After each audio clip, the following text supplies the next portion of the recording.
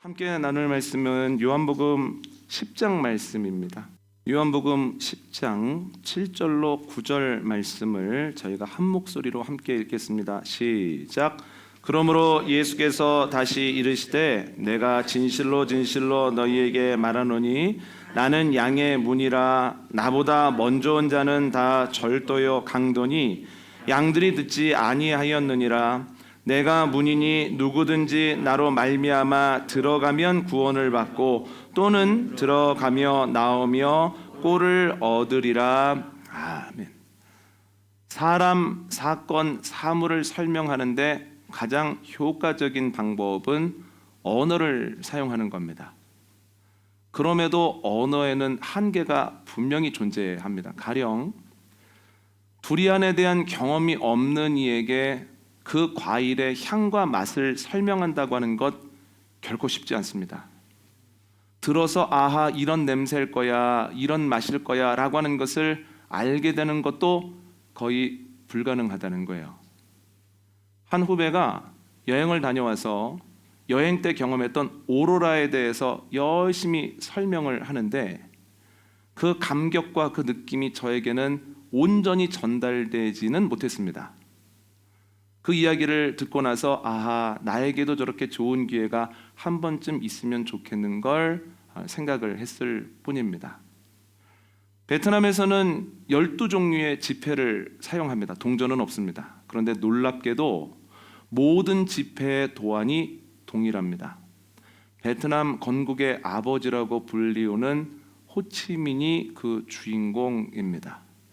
얼마나 대단한 사람이기에 한 나라 지폐의 도안이 동일할까 해서 이런저런 자료를 찾아봤더니 정말 대단한 사람입니다. 그런데 그 사실에 대해서 머리로는 알겠는데 그의 인생이 제 마음속에 큰 떨림이나 울림을 주지는 못하더군요. 우리의 언어로는 과일의 향과 맛도 다 설명하지 못합니다. 그런데 어떻게 우리가 말로 복음의 그 맛을 설명할 수 있겠습니까? 우리의 언어를 가지고는 외국에서의 색다른 경험도 다 전달하지 못하는데 우리가 어떻게 하나님의 나라와 하나님 나라로 인한 감격들을 다 전달할 수 있겠습니까? 또한 우리의 말로는 호치민이라고 하는 한 사람도 다 알려주지 못하는데 어떻게 예수 그리스도 우리의 구원자에 대해서 사람들에게 다 알려줄 수 있겠습니까? 턱없습니다. 애초에 불가한 일이라는 거예요. 그럼에도 불구하고 언어는 가장 효과적인 방법이기 때문에 성경에서 그리고 예수님께서 반복적으로 사용하시는 방법이 있는데 바로 은유와 비유입니다. 말씀에 대해서 복음에 대해서는 이렇게 비유하시거나 은유하십니다. 송이꿀 같다 그만큼 달다. 하나님 나라에 대해서는 이렇게 말씀하시죠. 천국은 밭에 감추인 보화와 같다. 예수님은 스스로 이렇게 말씀하십니다. 2주 전에 나눴던 것처럼 나는 하늘에서 내려온 양식이다. 나를 먹고 마시는 자는 줄이거나 가라지 않을 것이다. 나는 세상의 빛이다. 나를 따르는 자는 길을 잃어버리지 않을 것이다. 그러면 그 비유와 은유를 들으면서 설명하고자 하는 사람, 사건, 사물에 대한 그 이해가 보다 폭넓어지기 마련이라는 거예요. 오늘 본문에서도 주님께서는 동일한 방법을 사용하시는데 오늘 본문 7절 한번 읽어볼까요? 함께 읽습니다. 시작. 그러므로 예수께서 다시 이르시되 내가 진실로 진실로 너희에게 말하노니 나는 양의 문이라. 아멘. 주님께서는 스스로를 양의 문이라고 표현을 하십니다. 그런데 문제가 있습니다. 앞에 나왔던 양식이나 빛과는 다르게 양의 문이라고 하는 단어 자체가 우리에게는 굉장히 낯설다는 거예요. 그래서 그러한 표현을 들으면서 아하 이런 의미 아닐까? 이렇게 받아들여야 되지 않을까라고 생각하기보다는 이게 무슨 뜻이지? 양의 문이 뭐야? 라는 생각을 하게 된다는 거예요. 그런데 여러분 예수님께서 왜 양의 문이라고 하는 그 단어를 사용하셨을까요? 우리에게는 낯설지만 예수님의 말씀을 직접 듣는 청자들이나 요한복음의 1차 독자들에게 있어서는 양의 문이라고 하는 말이 매우 익숙했기 때문입니다.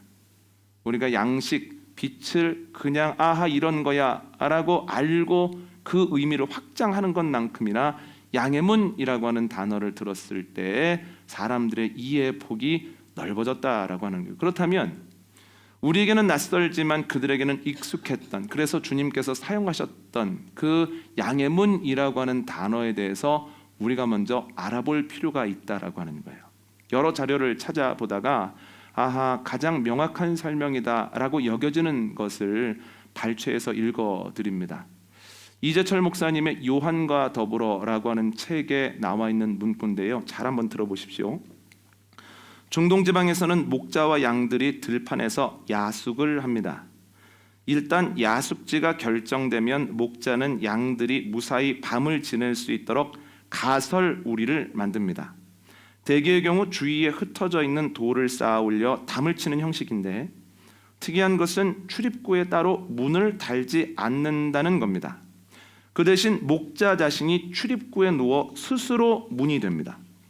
밤사이에 도둑이나 맹수가 출입구에 누워있는 자신을 넘지 않고는 양을 끌고 갈 수 없게 하기 위함입니다. 다시 말해 한밤중에도 자신의 생명을 걸고 양들을 보호하기 위함입니다. 설명에 따르면 양의 문이 곧 목자입니다. 그렇다면 요한복음 10장 1절로부터 17절은 단 한 번도 변함이 없이 예수님을 목자에 빗대어서 설명을 하고 있다는 거예요.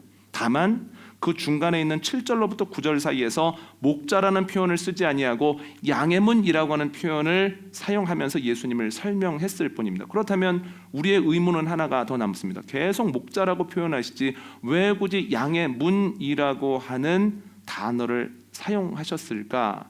그 이유는 간단합니다. 양의 문이라고 하는 단어가 예수 그리스도로 인하여 이스라엘 사람들과 우리가 얻게 되어지는 혜택을 아주 명확하게 드러내 주기 때문입니다. 그래서 오늘은 양의 문이신 예수 그리스도를 통해서 우리가 누릴 수 있는 혜택은 무엇인가에 대해서 나누려고 하는데요. 첫 번째 혜택은 이것입니다.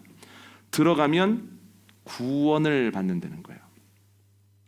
우리는 양이라고 하는 단어를 듣는 순간에 가까이는 대관령을 떠올리고 조금 멀리는 뉴질랜드나 스위스를 떠올립니다. 대관령이나 뉴질랜드, 스위스를 떠올리면 넓은 목초지에 탄탄하게 울타리가 만들어져 있고 그 문이 잘 달려있는 그 모습을 생각을 하거든요. 양들이 안전하게 풀을 뜯습니다.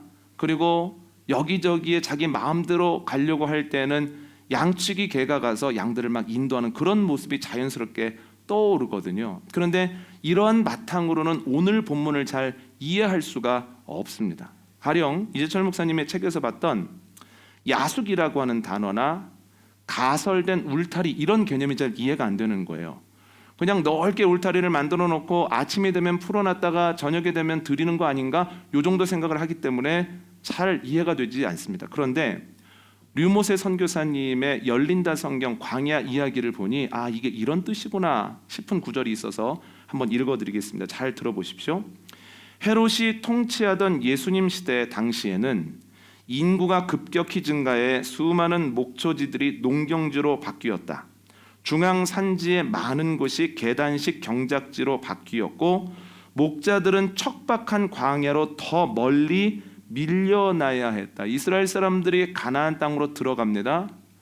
그런데 그 땅에서 이미 오래전부터 농사를 짓고 있는 거예요. 그래서 본인들이 원래 업으로 삼던 목축과 그 땅에서 이미 행하고 있는 농사를 병행했습니다. 그런데 시간이 가고 인구가 늘어나면서 그 비율이 농사는 많아지고 목축은 줄어드는 겁니다. 특히 예수님 당시 인구가 늘어나면서 농토를 많이 개간하게 되면서 양들이 풀을 뜯을 수 있는 목초지가 점점 줄어드는 겁니다. 그렇다면 어떤 일이 발생하겠습니까? 양들의 먹을 것을 구하기 위해서 점점 더 멀리 나가야 된다는 거예요. 점점 멀리 나가게 되었을 때 양들을 노리는 늑대와 들개들이 적지 않게 있었다라고 하는 겁니다. 그래서 양들을 보호하기 위해서 목자는 돌로 가설 울타리를 만들고 본인이 양의 문이 되어서 그 통로를 지키는 거죠. 그렇다면 먹거리를 위해서 멀리까지 간 양들이 안전할 수 있는 방법은 무엇입니까? 단 하나밖에 없습니다. 양의 문이신 목자를 통과해서 만들어진 가설 울타리로 들어가는 것밖에는 방법이 없습니다. 들어가지 않으면 그곳이 어디라도 언제라도 어떤 양도 안심할 수 없다는 거예요. 어느 틈에 와서 맹수가 양을 공격한다라고 하는 거죠. 여러분, 성경을 보면 죄로부터 안전한 장소는 없습니다. 아담과 하와가 어디에서 죄를 짓습니까? 하나님께서 그들에게 허락하신 완벽한 곳 에덴 동산에서 죄를 짓습니다. 그것도 동산 중앙에서 불순종했다는 거예요. 안전한 장소 없습니다. 죄에 대하여서 안전한 시간은 없다는 거예요. 가인이 언제 동생을 돌로 쳤습니까? 예배 끝난 지 얼마 안 되었을 때 하나님께서 가인에게 네 앞에 죄가 도사리고 있어. 죄를 다스리지 않으면 굉장히 어려워진다. 죄를 다스려야 된다. 말씀 들은 지 얼마 안 돼서 돌로 동생을 쳤다는 거예요. 안전한 시간은 없죠. 그뿐만 아니라 죄로부터 자유로운 사람은 없습니다. 노아가 어떤 사람입니까? 모든 사람들이 죄를 지을 때 하나님을 바라보며 살았기 때문에 주님께서 그에 대해서 당대의 완전한 자라고 하는 평가를 하고 있지 않았습니까? 그럼에도 불구하고 포도주를 먹고 부끄러운 모습을 보이고 깨어나서 본인의 부끄러운 것을 비웃었다는 이유만으로 그 아들을 대차게 저주하지 않습니까? 죄에 대해서 자유로운 사람 없다는 거예요. 다윗은 시편 139편에서 이렇게 표현합니다. 하나님은 어디에나 계십니다. 하늘 꼭대기까지 올라가도 주님이 계시고 수월의 바닥까지 떨어져도 주님이 계시고 바다 건너편 멀리까지 가도 주님이 그 자리에 계십니다라고 분명히 고백을 했거든요. 그러니까 주 앞에서 살겠다는 거예요. 주님 보시기에 부끄러운 행동 안 하겠다는 거예요. 그런데 어떻게 됩니까? 모든 사람들이 전쟁터에 가서 목숨을 걸고 싸우고 있는데 음욕을 이기지 못해서 죄를 짓죠. 죄를 어떻게 짓습니까? 어두우니까 괜찮겠지, 왕궁은 폐쇄되어 있으니까 모르겠지 하면서 바세바를 데려다가 죄를 범하지 않습니까? 하나님이 어디에나 계신다라고 분명히 고백을 했고 하나님의 살아계심을 매번 경험했던 다윗임에도 불구하고 죄를 짓더라는 거예요. 누구도 죄에서 자유롭지 못합니다. 죄에 대해서 자유로운 사람, 자유로운 시간, 장소 없다고 하는 거죠. 그런데 문제가 있습니다. 우리에게 죄를 이길 힘이 없습니다. 죄가 우리를 공격할 때 그렇게 무기력한 것이 우리들이라는 거예요. 매번 넘어지고 매번 쓰러지고 주님과 멀어지죠. 그런데 감사한 것은 주님께서 죄에 대한 대책을 마련해 놓으셨다는 거예요. 한번 읽어볼까요? 로마서 8장 1절과 2절입니다. 시작. 그러므로 이제 그리스도 예수 안에 있는 자에게는 결코 정죄함이 없나니 이는 그리스도 예수 안에 있는 생명의 성령의 법이 죄와 사망의 법에서 너를 해방하였음이라. 아멘. 뭐라고 얘기를 하고 있습니까? 주님 안에 있을 때 정죄함이 없다는 거예요. 여러분, 죄의 삭은 사망입니다.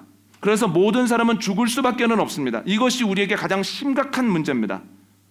그러나 주님께서 대책을 마련해 놓으셔서 예수 그리스도라고 하는 양의 문을 통과해서 주 안에 거하는 자들에게는 죄를 이기게 됨으로써 생명을 누리게 하신다는 거예요. 그래서 오늘 본문에서 너희가 양의 문을 통과해서 나에게 들어오면 구원을 받는다라고 말씀하셨다는 거예요.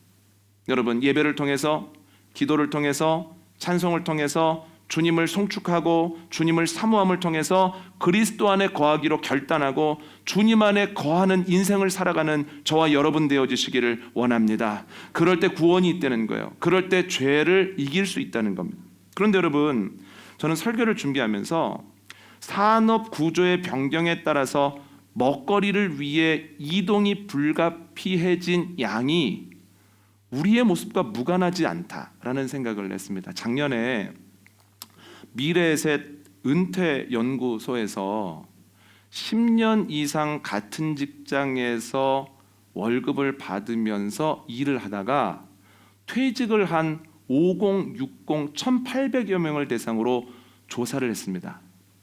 그랬더니 평균 54.5세에 생애 주된 일자리에서 퇴직을 했다는 거예요. 이 말은 한 직장에 들어가서 열심히 일을 하다가 그곳에서 은퇴하는 평생 직장의 개념이 흐려졌거나 이제는 사라졌다는 것을 뜻합니다.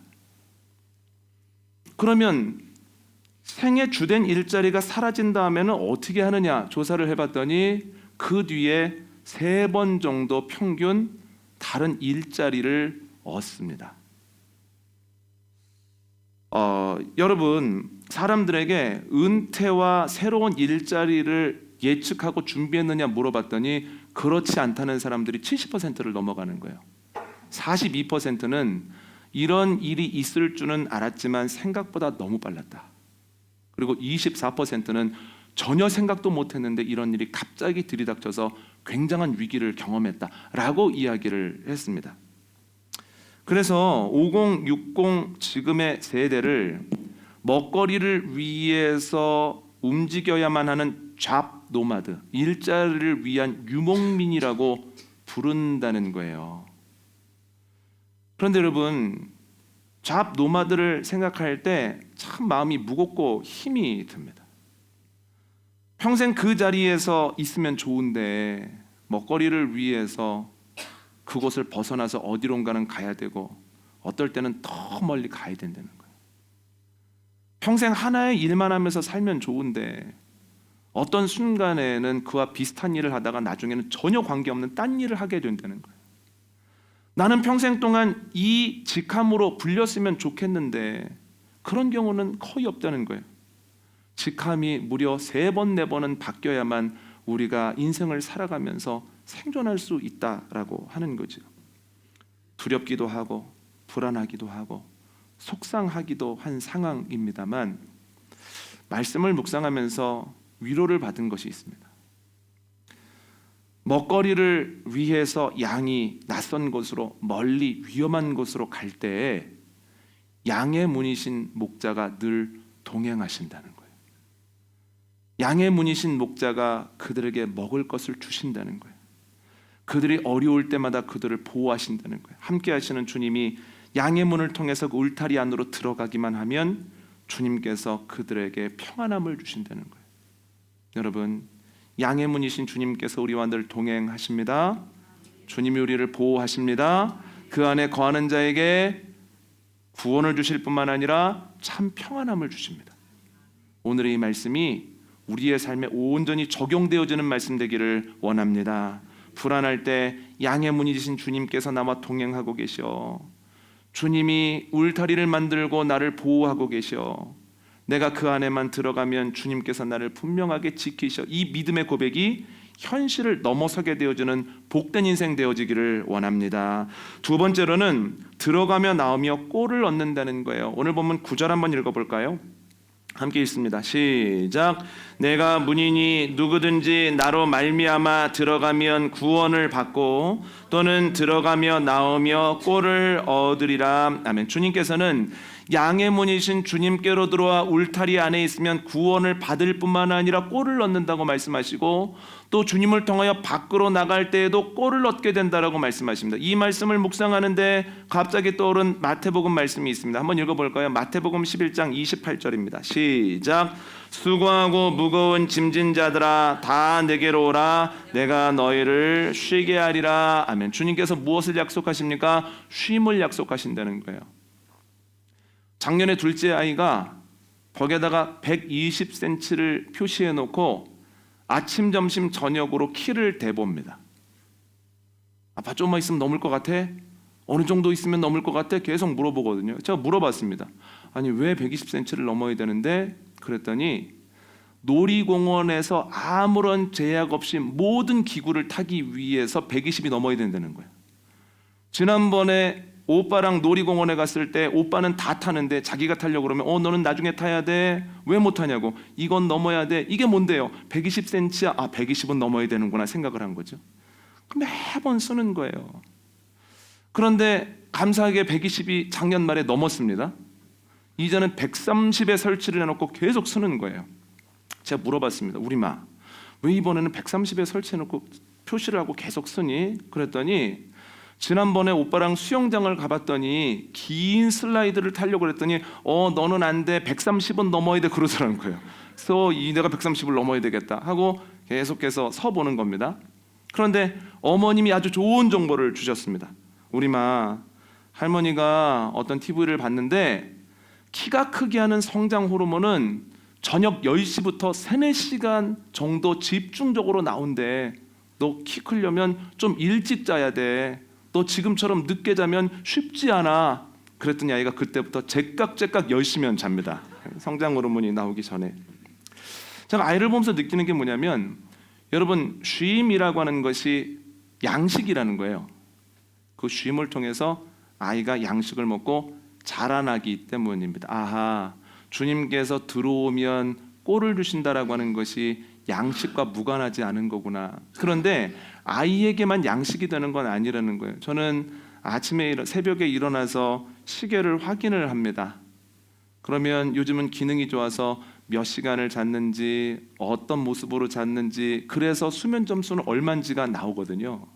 수면 점수가 높은 날, 잘 쉰 날은 그날 일을 행하는 데 있어서 크게 체력적으로 어렵지 않습니다.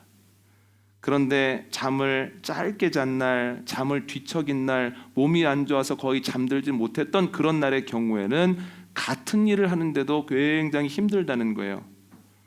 이 말은 쉼이라고 하는 것은 아이에게뿐만 아니라 저에게도 양식이 된다라고 하는 거예요. 그래서 쉬고 나면 그 양식의 힘을 의지해서 나에게 맡겨진 일, 내가 매일매일 해야 되는 일을 감당해낼 수 있다라고 하는 거죠. 그래서 아하, 들어오면 꼴을 얻어, 이 말은 들어오면 쉼을 얻어. 그 쉼을 통해서 네가 자연스럽게 성장하고 그 쉼의 힘을 얻어서 너에게 맡겨진 일을 감당할 수 있을 거야. 주님의 약속이라는 거예요.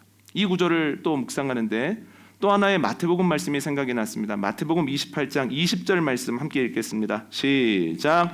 내가 너희에게 분부한 모든 것을 가르쳐 지키게 하라. 볼지어다 내가 세상 끝날까지 너희와 항상 함께 있으리라 하시니라. 아멘. 여러분, 주님께서 제자들에게 사명을 주시면서 각지로 파송을 하시거든요. 그런데 혼자 보내시지 않습니다. 주님께서 함께 하신다는 거예요. 그리고 누가복음 9장을 보면 예수님께서 사람들을 세우셔서 각 마을로 보내시거든요. 그런데 빈손으로 보내시지 않습니다. 귀신을 제압하는 능력, 병을 고칠 수 있는 권위와 권능을 그들에게 허락하셨다라고 하는 거예요. 빈손으로 안 보내시죠. 누가복음 10장에서도 70문도를 세우셔서 각지로 파송을 하시는데 그들에게도 주신 것이 있습니다. 한번 읽어볼까요? 누가복음 10장 17절입니다. 시작. 70인이 기뻐하며 돌아와 이르되 주여 주의 이름이면 귀신들도 우리에게 항복하더이다. 아멘. 주님이 그들을 그냥 보내셨습니까? 아니라는 거예요. 주의 이름을 그들에게 주셨다는 거예요. 주의 이름을 받은 그들이 나아갔을 때 귀신을 제압하고 병도 고치고 열릴 것 같지 않았던 여러 가지 문들도 열고 돌아왔다는 거예요. 그리고 나니까 그들의 믿음이 부쩍 성장하더라는 거예요. 왜 그렇습니까? 아하, 주님이 보내신 곳에서 주님 뜻대로 행하였더니 주님의 능력이 거기에서도 드러나는구나. 설교 시간뿐만 아니라 설교가 마친 이후의 삶의 자리에서도 주님의 능력은 동일하구나. 주님이 세상보다 더 강력하구나라고 하는 것을 매번 경험하는 가운데 그들의 믿음이 부쩍 자라나죠. 이 말씀을 이해하기 전에 제가 구분해야 되는 것이 있습니다. 주님께서 울타리를 만드시고 양의 문인 나를 통하여 울타리 안으로 들어와 라고 말씀하셨는데 순종하지 않고 울타리 밖에서 배회하는 것하고 주님의 말씀에 순종하여서 그 문으로 들어가 주님 안에서 쉼을 얻고 주님께서 또 주신 것을 가지고 주님 동행에 대한 약속을 가지고 다시 울타리 밖으로 파송된 것은 겉으로는 비슷해 보이지만 의미는 완전히 다르다는 거예요. 이와 같이 우리가 주님의 이름을 알지 못하고 내 나름대로 삶의 자리에서 맡겨진 일을 해보려고 하는 것과 우리가 예배하고 기도하고 말씀을 읽는 가운데에서 우리가 새 힘을 얻고 쉼을 얻어 자라난 이후에 주님께서 내가 너 파송하는 거야. 이제 예배가 끝났으니까 너의 삶의 자리로 가.